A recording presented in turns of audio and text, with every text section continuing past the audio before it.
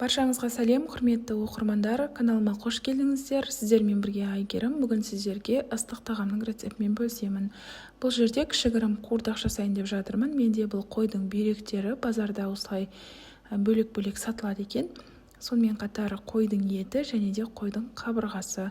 Қазір осының барлығын бөліктерге бөліп пышақтың көмегімен турап алатын боламыз.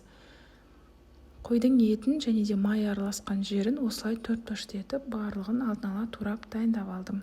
Қуырдақты білесіздер, кез келген етпен жасауға болады. Сиыр еті, жылқы еті, өз қалауыңыз бойынша кез келген, яғни балғын етпен жасасаңыздар болады. Бұл жерде балғын деген свежий ет қой.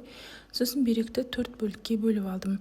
Негізі бүйректі бұл жерде майымен бірге сатады. Майын алып тастап осылай істесеңіздер болады. Өйткені майы қатты, жаңағыдай қуырған кезде қатты шығып кетеді, майы сосын тоңып қалады. 2 үлкен пиязымызды осылай жартылай қиналып турап аламыз.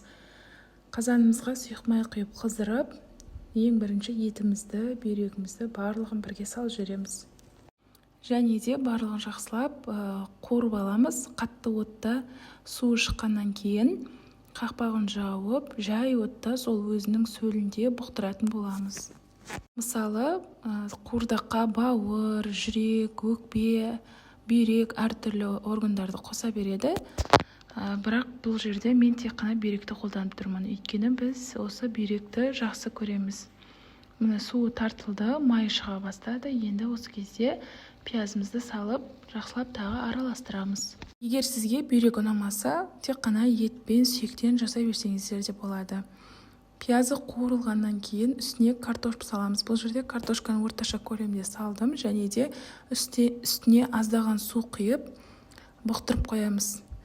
Сөйтіп өз сөлінде осы картошка бұқтырылып піседі. Өте оңай, тез арада дайын болатын ыстық тағамдардың бірі. Жасап көріңіздер. Және де дәміне қарай аздаған тұз саламыз. Осымен біздің тағамымыз дайын болды. Ас болсын.